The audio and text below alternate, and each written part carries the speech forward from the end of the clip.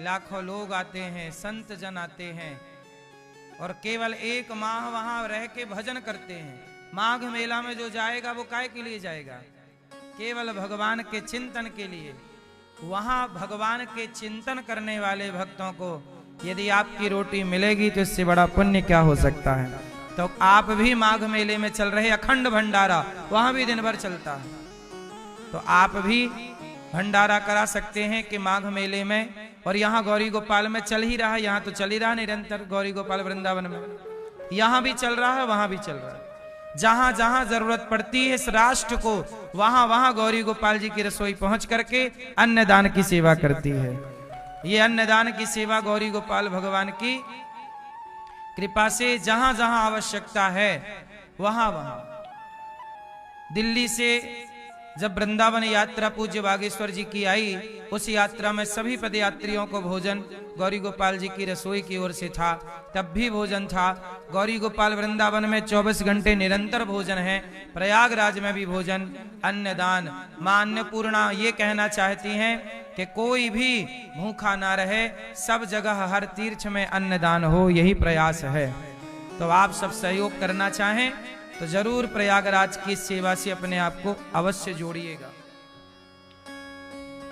एक दिन की सेवा माघ मेला की, प्रयागराज जी की एक दिन की सेवा से अपने आप को अवश्य जोड़िएगा।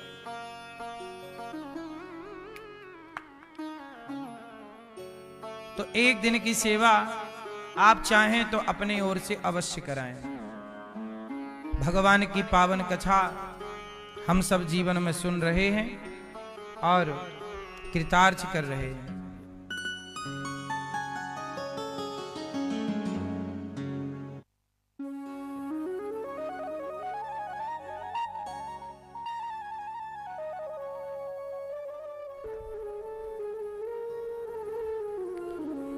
तो कहने का अर्थ सिर्फ इतना है कि सेवा ही हमारा धर्म है। एक ही संकल्प, एक ही नारा, सेवा ही है धर्म हमारा। हमारे यजमान परिवार का भी यही भाव है कि भगवान की कथा सुने और भगवान की सेवा करें। तो सेवा और कथा ये जीवन में आ गई तो सब आ जाएगा। बाकी चीजें मैया दुर्लभ नहीं है, बाकी चीजें तो आ ही जाएंगी, जाएंगी कहाँ? दो चीजें आ जाएं, सेवा और कथा। कल आप लोगों ने सुना कि भगवान कृष्ण ने गोवर्धन उठाया। भगवान ने विवाह मां भगवती रुक्मणी जी के साथ किया।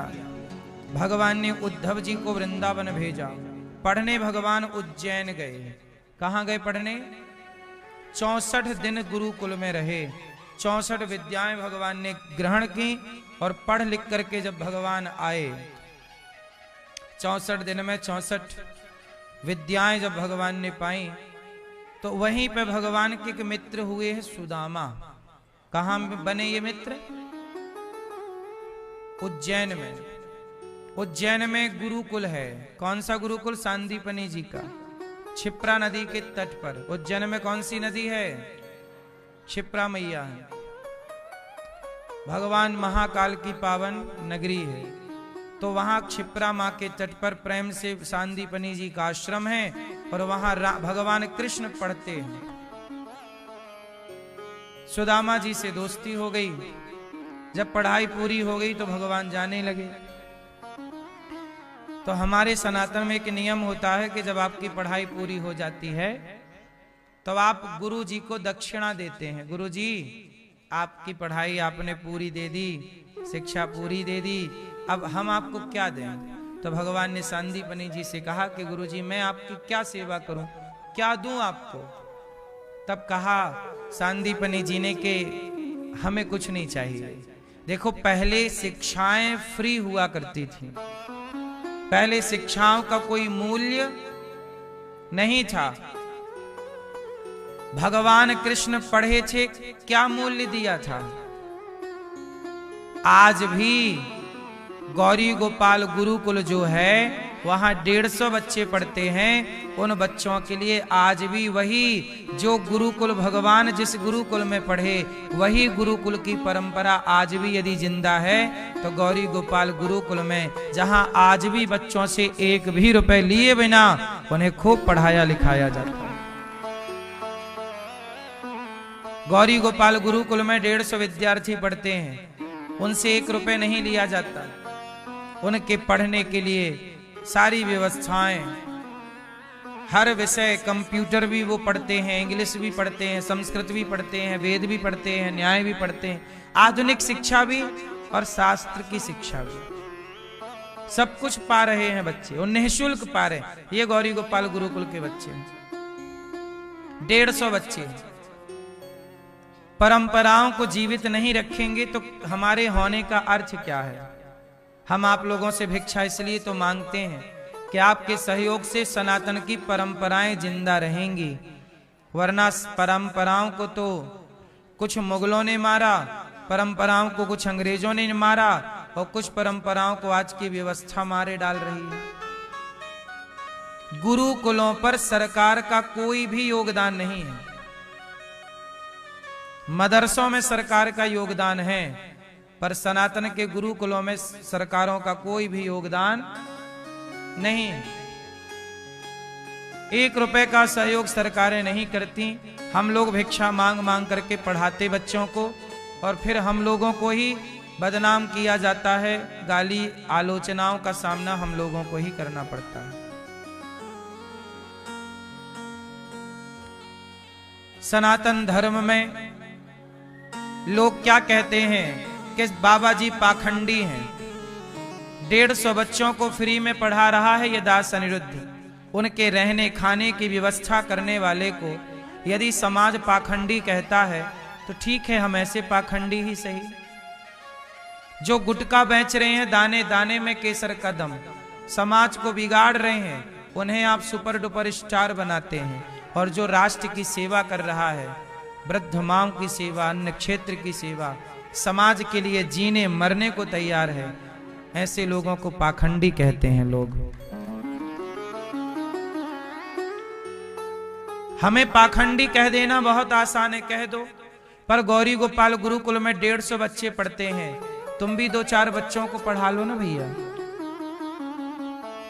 तुमसे अपने खुद के बच्चे, उनकी फीस ठीक से नहीं भरी जाती, और हम 150 बच्चों को पढ़ाने वाले जो आचार्य हैं, एक एक टीचर की 50-50 हजार रुपए महीने पेमेंट मैं खुद देता हूं, सैलरी देता हूं। सबसे सरल काम है उंगलियां उठाना, पर व्यवस्थाएं करना उतना ही कठिन है। समाज अब किस ओर जा रही है? खुद लोग अच्छा करते नहीं, और कोई कर रहा है तो उसका साथ देने की वजह गालियां देते हैं। लेकिन आप जैसे भले लोग भी समाज में हैं, जिनके बल पर ये सारी सेवाएं चल रही हैं, वर्षों से आप सबका सहयोग और आशीर्वाद मिल रहा है। और ये तमाम सेवाएं, यदि समाज में बुरे लोग हैं तो आप जैसे भले लोग भी हैं। गौरी गोपाल जो भगवान कृष्ण की परंपरा है, गुरुकुल की, वही परंपरा। अभी मैं एक विद्यालय बनाना चाहता हूं, वो विद्यालय केवल आपको समझाने के लिए है, वो गुरुकुल ही रहेगा। विद्यालय मीन्स गुरुकुल, जहां पे कक्षा 1 से लेकर 12वीं तक की पढ़ाई होगी। CBSE बोर्ड होगा, सरकारी गाइडलाइन होगी, लेकिन शिक्षा संस्कार होंगे। थोड़ा गुरुकुल का पैटर्न भी हम ऐड करेंगे उसमें। और एक बात और बताएंगे, गर्मियों की छुट्टी पड़ती है ना, तो हमारे गुरुकुल के बच्चे तो साल भर यहीं पढ़ते हैं, लेकिन गर्मी में 1 महीने की छुट्टी पाके बच्चे अपने अपने घर चले जाते हैं। किसी के माता पिता गरीब हैं, किसी बच्चे के माता पिता नहीं हैं, तो वो चाचा के घर, ताऊ के घर। बच्चे यहाँ जितने हैं ना, वो गरीब परिवार के हैं। किसी के माँ नहीं है, किसी के पिता नहीं है, किसी के माँ बाप हैं पर अति गरीबी है। ऐसे सब जरूरतमंद भारत के कोने कोने के बच्चे हैं। तो गर्मियों की छुट्टी में बच्चे चले जाएंगे एक महीने के लिए। तब 1 महीने के लिए गुरुकुल में मैं चाहूंगा कि आप लोग अपने अपने, आपके बच्चों की भी गर्मी में 1 महीने की छुट्टी हो जाती है, तो आप लोग अपने अपने बच्चों को मेरे पास भेज देना। मैं तारीख बता दूंगा। 1 महीना आपके बच्चे मेरे पास गौरी गोपाल गुरुकुल में रहेंगे, तो 1 महीने उनको हम केवल संस्कार और सनातन की शिक्षा देंगे। इससे क्या होगा कि आपके बच्चे स्कूलों में पालेंगे शिक्षा और 1 महीने हमारे पास रह के पालेंगे संस्कार और सनातन का नॉलेज। तो वहां उनके लिए हम लोग एक सिलेबस तैयार करेंगे कि 1 महीने में हमें बच्चों को क्या क्या पढ़ाना है। तो आप में से किसी का भी बच्चा आ सकता है, किसी के लिए मना ही नहीं है। 1 महीना लेकिन आपको, हम बच्चे को हमारे पास भेजना पड़ेगा। अब देखिए, ये सारी चिंताएं आपने सोचा कैसा भी हो सकता है, ये सारा हम लोग सोचते हैं, केवल सोचते नहीं, इस पे अमल करते हैं। अभी हम जो एक विद्यालय बनाने जा रहे हैं कक्षा 1 से 12वीं तक CBSE बोर्ड का, उसमें लड़के भी पढ़ेंगे, लड़कियां भी पढ़ेंगे, सब लोग पढ़ेंगे, कोई भी भेद नहीं है। ब्राह्मण पढ़ेगा, क्षत्रिय पढ़ेगा, वैश्य पढ़ेगा, शूद्र पढ़ेगा, आदिवासी पढ़ेगा, सब समाज के लोग, सबको शिक्षा का अधिकार है। और हमारे सनातन में शिक्षा पर अधिकार सदा से था। अब उदाहरण से सुनो, सुदामा जी कौन है? ब्राह्मण। और भगवान श्री कृष्ण कौन है? यदुवंशी, यादव। अब यदुवंशी, यादव और ब्राह्मण एक साथ पढ़े कि नहीं उज्जैन में? आज से 5,500 साल पहले श्री कृष्ण जहां पढ़े वहां सुदामा भी तो पढ़े। सुदामा पंडित जी हैं, ब्राह्मण, और कृष्ण कौन है? यादव। तो इसका मतलब यादव हो या ब्राह्मण हो, एक ही गुरुकुल में सबको पढ़ने का अधिकार सनातन में था। लेकिन मुगलों ने, अंग्रेजों ने क्या बोला कि सनातन में तो केवल ब्राह्मण पढ़े, बाकी लोगों को पढ़ने नहीं दिया गया। अरे सबको पढ़ने दिया गया। हमारे यहाँ कभी भेद था ही नहीं। भेदभाव केवल मुगलों ने, अंग्रेजों ने हमारे को लड़ाने के लिए डाल दिया, और हम अंग्रेजों की और मुगलों की बात सही मान के आपस में जातियों के नाम पे हम लोग लड़ने लग गए। मैं ब्राह्मण, मैं क्षत्रिय, मैं वैश्य, मैं शूद्र। और इसी लड़ाई का फायदा उठाकर हमारे देश के लोगों को आपस में लड़ाया और मुगलों ने हमें गुलाम बना दिया। हमारी बहन बेटियों के साथ बलात्कार किया। 200 साल तक अंग्रेजों ने हमें गुलाम बनाया। उनके पहले लगभग 700 साल तक मुगलों ने गुलाम बनाया। लगभग 900,000 साल तक ये देश गुलाम था। लेकिन हमारी सनातन की जड़ें इतनी मजबूत थीं कि 1000 साल गुलाम रहने के बाद भी आज धरती पे सनातन जिंदा है। वरना इतना लंबा समय यदि आप गुलाम बने तो आप तो अंग्रेज हो जाते पूरे। तलवारों की दम पे धर्मांतरण कराया था कि नहीं मुगलों ने? हाँ या ना? वो तो गुरुकुल थे, शिक्षा थी, तो बच गया। इस देश में जब मैकाले आए, मैकाले जिन्होंने शिक्षा प्रणाली पद्धति लागू की, मैकाले की शिक्षा आप लोग पढ़ रहे हैं स्कूलों में। मैकाले नाम का एक अंग्रेज जब भारत आया, जब भारत गुलाम था, तो उन्होंने विक्टोरिया को एक पत्र लिखा, मैकाले ने। और मैकाले ने पत्र लिखा, विक्टोरिया ने पूछा, विक्टोरिया कौन है? इंग्लैंड की रानी। विक्टोरिया कौन है? इंग्लैंड की। आज भी भारत में कई जगह विक्टोरिया के नाम से हॉस्पिटल हैं। ये विक्टोरिया इंग्लैंड की कौन थी? इनकी स्थापना अंग्रेजों ने की थी, विक्टोरिया नाम था उनका। तो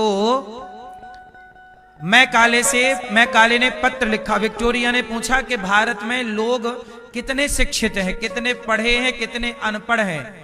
तो मैकाले ने पत्र लिखा था भारत से विक्टोरिया के लिए कि यहां तो शिक्षा ही शिक्षा है, यहां कोई अनपढ़ नहीं है, यहां सारे लोग पढ़े हैं। एक जमाना था कि भारत के हर गांव में एक गुरुकुल हुआ करता था। जब 1812 में 1809 से 12 के बीच में इंग्लैंड में पहला स्कूल कब बना? 1812 के लगभग 9 और 12 के 9, 10, 11, 12। 1812 में जब पहला स्कूल बना इंग्लैंड में, तब भारत में 7 लाख गुरुकुल एक्टिव थे। ऑन रिकॉर्ड है ये। इसका मतलब उन लोगों ने जब पढ़ना सीखा था तब हमारे यहां लोग शिक्षित थे, विद्वान थे। मैकाले ने पत्र लिखा विक्टोरिया जी को कि देखो यहां तो सब पढ़े लिखे हैं। तब विक्टोरिया ने कहा कि एक काम करो, सबसे पहले भारत की शिक्षा प्रणाली को ध्वस्त कर दो। कैसे होगी? तो अंग्रेजों ने गुरुकुलों में आग लगानी स्टार्ट कर दी, गुरुकुलों को उजाड़ना स्टार्ट किया। आपने सुना होगा नालंदा में मुगलों ने आग लगा दी। नालंदा में क्या था? विश्वविद्यालय, दुनिया भर के लोग पढ़ने आते थे। क्या हुआ कि उस समय का एक मुगल शासक था, उसे ना बीमारी हो गई, क्षय रोग हो गया। तो पता चला, उसने बड़े वैद्य दिखाए, बड़ा उपचार कराया, पर उस मुगल शासक की बीमारी ठीक नहीं हुई। तो किसी ने बताया कि जो नालंदा है यहां बड़े बड़े विद्वान रहते हैं और इनके पास सबका उत्तर है, सब बीमारी का इलाज है। तो उस मुगल शासक ने उस विद्यालय में जाके कहा कि भाई हमें बीमारी हो गई है, यदि आप लोगों के पास इलाज होए तो कराओ। तो जो हमारे विद्वान लोग थे, ऋषि मुनि थे, जो यहां पढ़ाते थे उस यूनिवर्सिटी में, नालंदा में, उन्होंने एक पुस्तक दे दी और पुस्तक के यहां पहने के लेप लगा दिया, लेप लगा दिया और कहा कि तुम इसको पढ़ना, तुम्हारा रोग ठीक हो जाएगा। तो वो पुस्तक का जब पेज पलटाए तो थोड़ा चाट ले, ऐसे थूक लगा के, ऐसे नहीं पेज पलटाते थे पहले ऐसे। तो जैसे ही वो यहां पन्ना पलटाए तो उसके हाथ में एक यहां पे कुछ लगा था दवाई, और तो वो उसको चाटे और पढ़ता जाए, चाटे पढ़ता जाए। 1 महीने में उसका रोग ठीक हो गया। तब उस मुगल शासक को लगा, हे भगवान, इन हिंदुओं के पास तो हर बीमारी का इलाज है, सारा ज्ञान है, क्या करें? बोले ये हम पे हावी हो जाएंगे, चलो इनके पुस्तकालय में आग लगा दो। तब हमारे नालंदा में आग लगा दी। आपको पता है वो आग कितने महीने तक जलती रही? कहते हैं सालों तक वो आग, मतलब आग को भी सालों लग गए पुस्तकों को जलाने में। कितनी पुस्तकें, कितना ज्ञान था इस सनातन के पास, कितना वहां कलेक्शन था पुस्तकों का, कि आग को भी सालों लगे संग्रह को जलाने में। ये केवल इतिहास के पन्नों में केवल लिखा हुआ है। तो मुझे लगता है कि जिन गुरुकुलों को मुगलों ने, अंग्रेजों ने मिटाया और मैकाले की शिक्षा हम पे आप पे थोप कर चले गए, अब मैकाले की शिक्षा समाप्त करके और भारतीय शिक्षा होनी चाहिए। और भारतीय शिक्षा के साथ स्कूल नहीं, गुरुकुल होने चाहिए, जहां हम विज्ञान, आधुनिकता सब पढ़ाएं। आज का साइंस पढ़ाएं, आज का कंप्यूटर पढ़ाएं, पर नाम गुरुकुल हो तो बुराई क्या है भाई? कितने लोग मेरी बात से सहमत हैं कि स्कूलों का नाम बदल के गुरुकुल रख देना चाहिए? स्कूल, स्कूल कोई हमारी परंपरा तो है नहीं। स्कूल का मतलब क्या है? इसका मीनिंग बताओ, जरा अर्थ बताओ। ए मेरी मां, स्कूल का अर्थ बताओ क्या होता है? आप बताओ।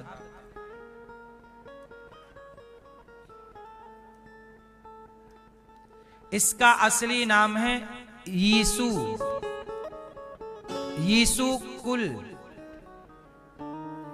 क्या नाम है? जोर से। यीशु, यीशु की पूजा करते हैं ना, मानते हैं क्रिश्चियन लोग। तो क्रिश्चियन लोगों ने स्कूल बनाया, तो ये यीशु का कुल। अच्छा, हम लोगों की नकल की, हमारा था गुरुकुल, हमारा था तो हमारी नकल कर ली, गुरुकुल नहीं यीशु कुल बनाओ।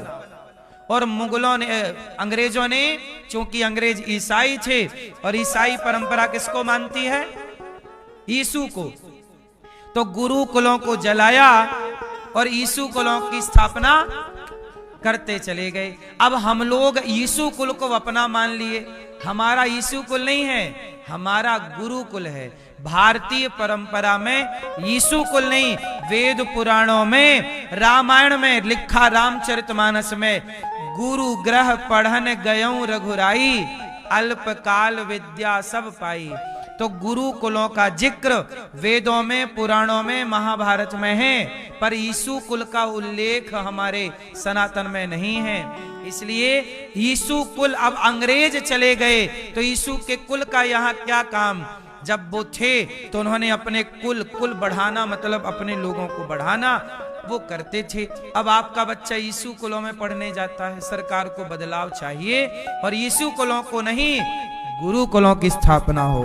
आपकी अपनी, अच्छा हमारे यहां नाम तो बदले गए, जैसे प्रयागराज का नाम अल्लाहाबाद किया गया, बोलो हाँ। हमारे देश में बदलाव मुगलों ने किया और हमारी भारत में सबसे बड़ा तीर्थों का राजा प्रयागराज है, बोलो हाँ। सोचिए, प्रयागराज का नाम क्या रख दिया? अल्लाहाबाद।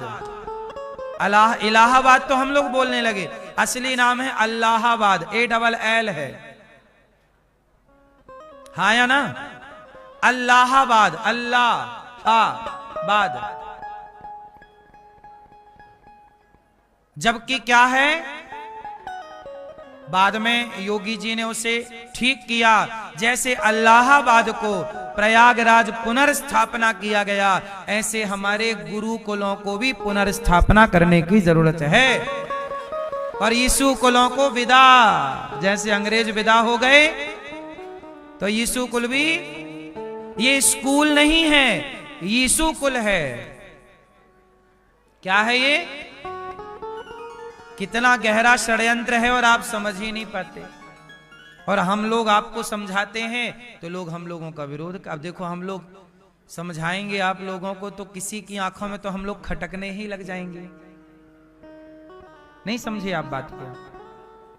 जब हम लोग इतना साफ साफ बोलेंगे तो किसी की आंखों में तो हम लोग खटकेंगे और वो रास्ते से हटाने के लिए लाख प्रयास करते हैं, लाख कोशिश करते हैं।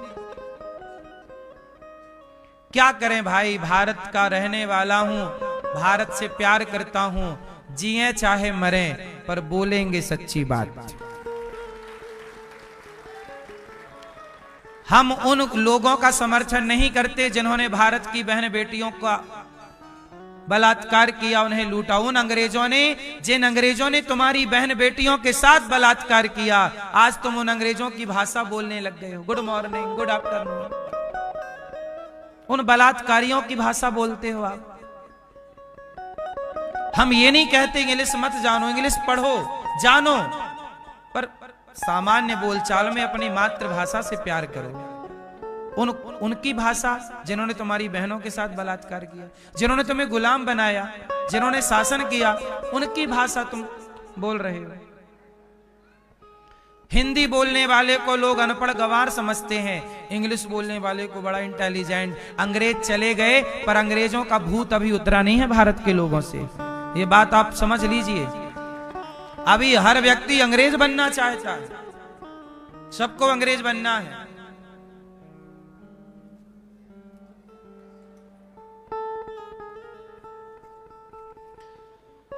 और हमारे यहां, हमारे भारत में कितनी मिलावट कर दी। हमारे भारत की,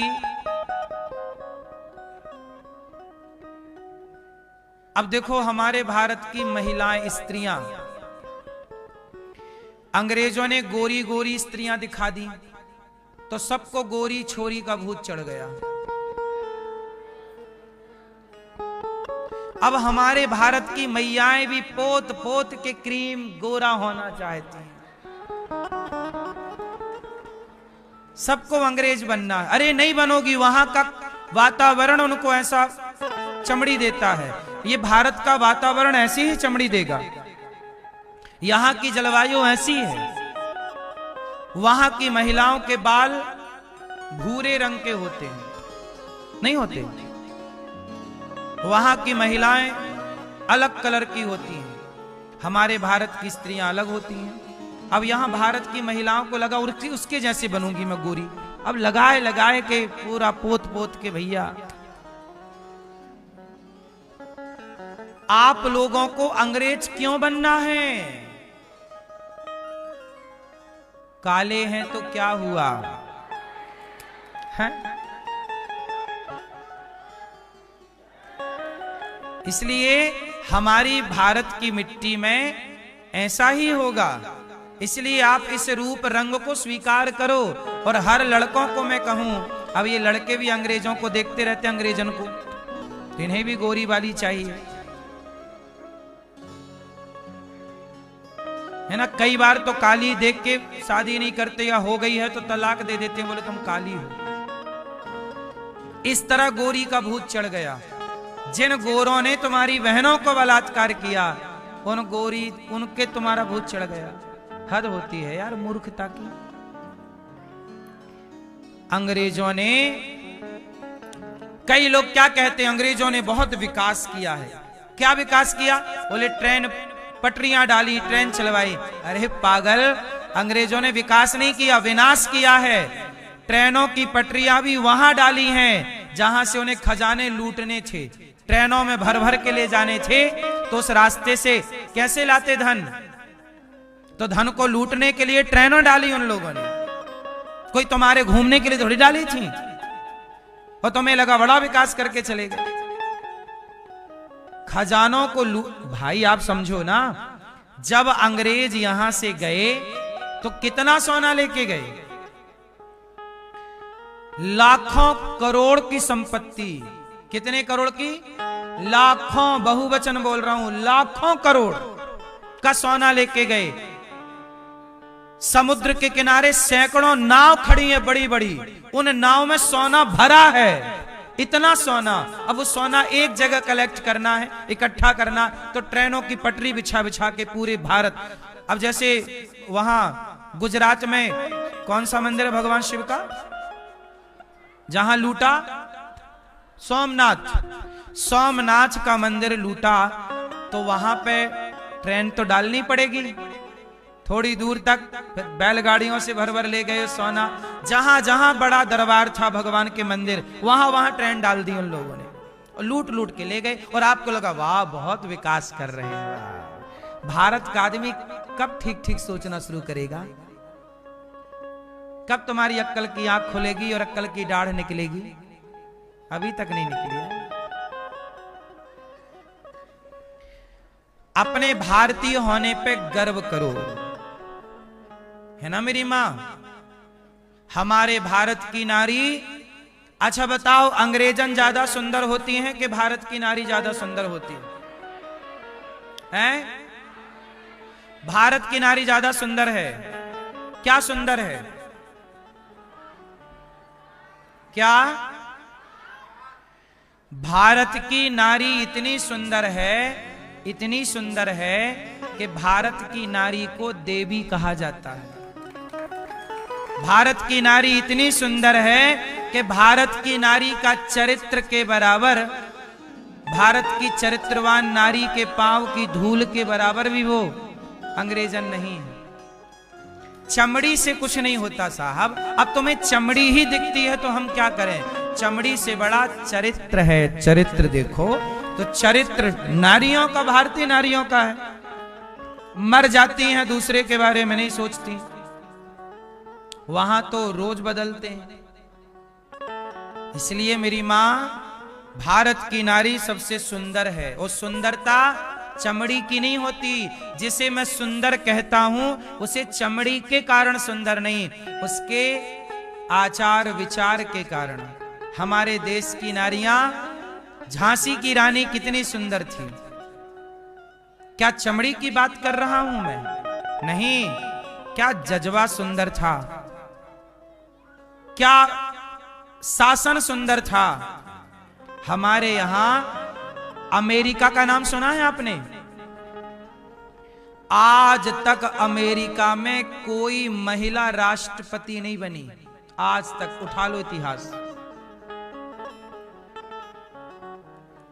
अमेरिका में नारियों को राष्ट्रपति नहीं बनाया जाता, नारियों को छोटा कहा जाता है। वहां नारियों को केवल भोग विलास की वस्तु समझा जाता है। राष्ट्रपति नहीं बनाते वहां। आज तक बनी हो कोई तो बता दो मुझे, कोई नहीं बनी। और भारत में हमारी नारी को देवी दुर्गा कहा जाता है। भारत के सर्वोच्च पद पर, राष्ट्रपति पद पर आज भी इस देश में एक नारी बैठी हुई है। ये नारी का सम्मान सनातन में है। ये अंग्रेज लोग क्या सम्मान करेंगे नारियों का? करते तो बनाते ना।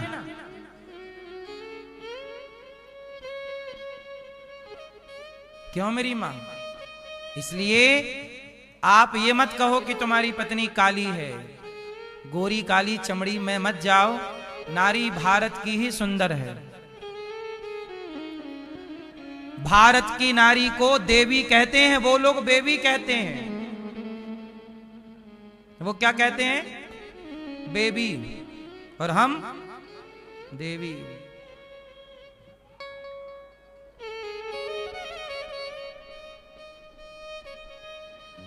और सुंदरता, बार बार मैं निवेदन करूं, चरित्र की सुंदरता श्रेष्ठ है।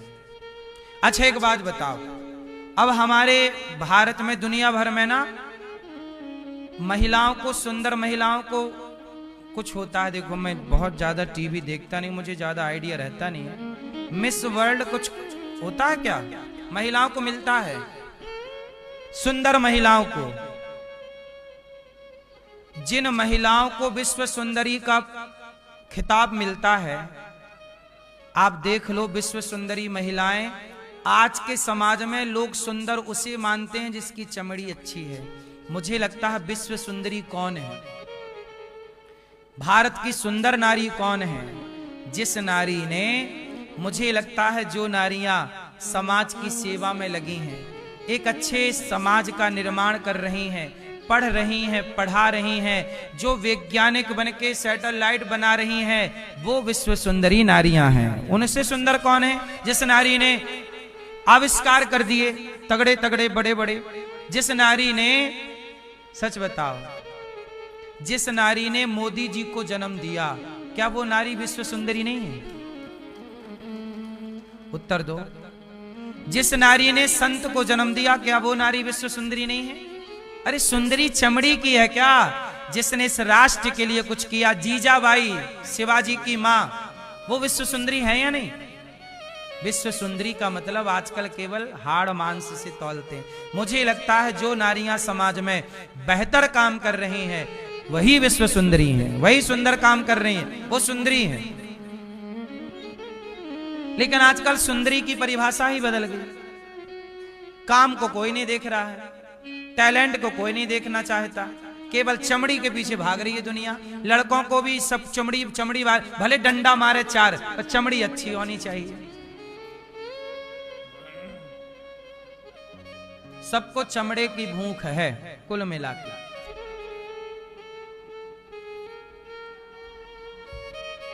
इसलिए मुझे दुनिया अच्छी नहीं लगती, मुझे केवल भारत अच्छा लगता है।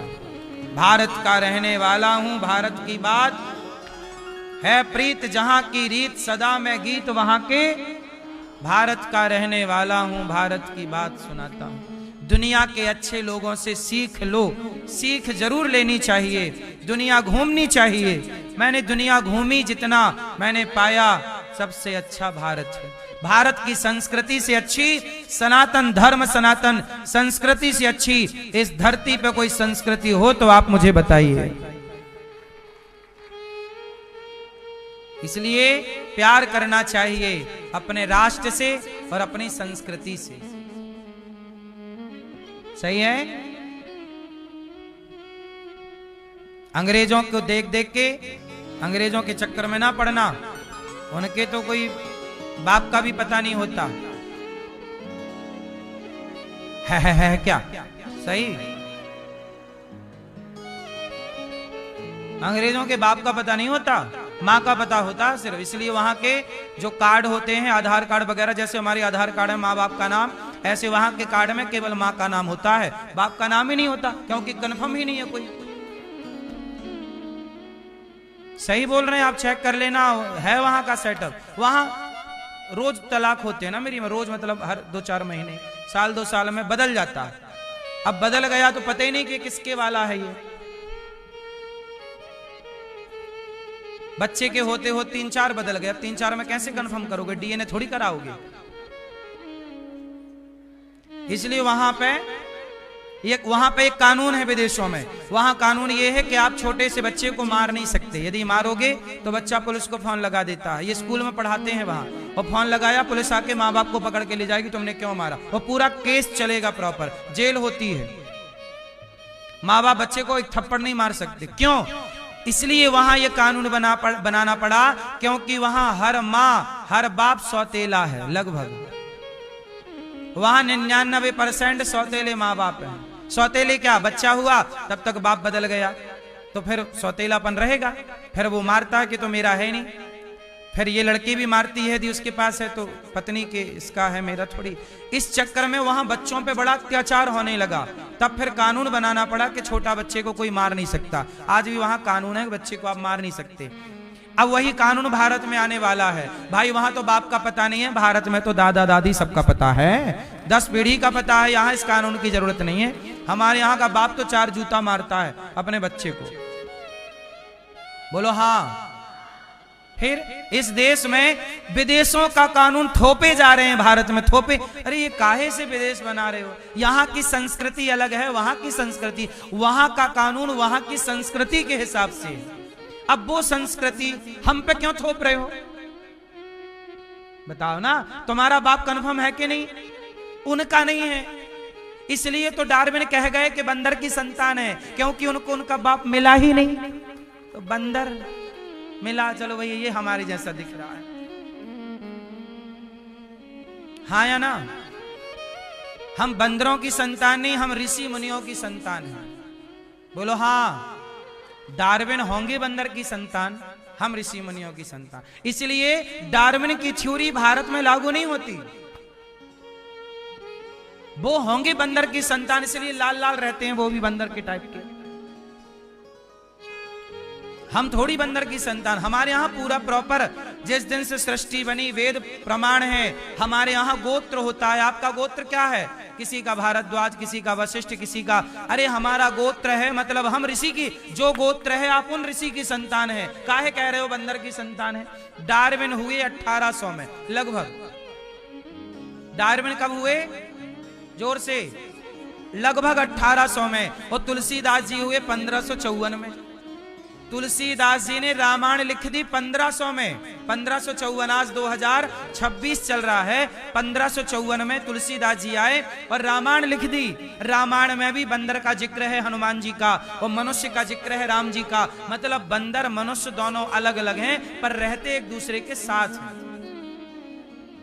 1500 में बात कही जा रही है, तुलसीदास जी कह रहे हैं, तब तुम्हें भरोसा नहीं हो रहा। और डार्विन 1800 में तुलसीदास जी से 15, 16, 17, 18 लगभग 300 साल बाद डार्विन आते हैं। और डार्विन जो कहते हैं आप उनकी थ्योरी मान लेते हैं। विडंबना तो इस देश की ये रही है कि तुमने अपने ऋषि मुनियों की बात नहीं मानी और डार्विन जैसे लोगों की बात मान ली। महर्षि कणाद की बात नहीं मानी, जिन्होंने गुरुत्वाकर्षण का सिद्धांत दिया। और गुरुत्वाकर्षण का सिद्धांत देने वाले आपने न्यूटन की बात मान ली। न्यूटन को मान लिया, पर कणाद ऋषि को नहीं माना, चरक को नहीं माना। हमारे अपने जो ऋषि मुनि सिद्धांत देकर गए विमान बनाने का, उन्हें नहीं माना। क्या बताएं मेरी मां, हमारा देश गुलाम क्या हो गया? हमारी अपनी संस्कृति लुट गई। अब कितना तुम्हें भरोसा दिलाएं कि राइट ब्रदर्स ने विमान नहीं बनाया, दलपदे जी ने बनाया था, लेकिन कोई सुनने को तैयार नहीं। लोग कहते हैं बाबा पाखंडी है। तुम्हें तुम्हारी संस्कृति का ज्ञान करा रहे हैं, पढ़ लो, गूगल कर लो। हम कुछ गलत कह रहे हो तो बताओ। 1903 में विमान बनाया था राइट ब्रदर्स ने और 1885 में विमान बनाया था दलपदे जी ने। बताओ किसका आविष्कार पहले हुआ? दलपदे जी भारत के वैज्ञानिक थे, उनका नाम कोई नहीं जानता। राइट ब्रदर्स को पढ़ रहे हैं दुनिया। क्यों पढ़ रहे हो? इसलिए तो कहता हूं शिक्षा में बदलाव की जरूरत है, सच जानने की जरूरत है। महात्मा गांधी को किसने मारा? जोर से, सबको पता है। अब बताओ कि महात्मा गांधी को किसने मारा? सबको पता है। गुरु गोविंद सिंह जी के 2 बच्चों को दीवार में किसने चुनवाया? बताओ नाम। नहीं पता ना? तुम्हें ठूंसा गया, तुम्हें ठूंस दिया गया कि महात्मा गांधी को फलाने ने मारा, लेकिन गुरु गोविंद सिंह जी के 2 छोटे छोटे बच्चों को जिंदा दीवार में चुनवा दिया मुगलों ने। उनके बारे में आप नहीं जानते? क्यों? क्योंकि आपको पढ़ाया ही नहीं गया। जो पढ़ाने वाला सिस्टम था, जब देश आजाद हुआ तो पहले शिक्षा मंत्री मुसलमान बन गए, मदरसों को मान्यता दे दी और गुरुकुलों की मान्यताएं छीन ली।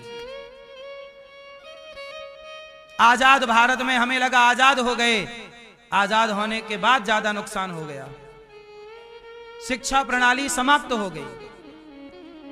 मैं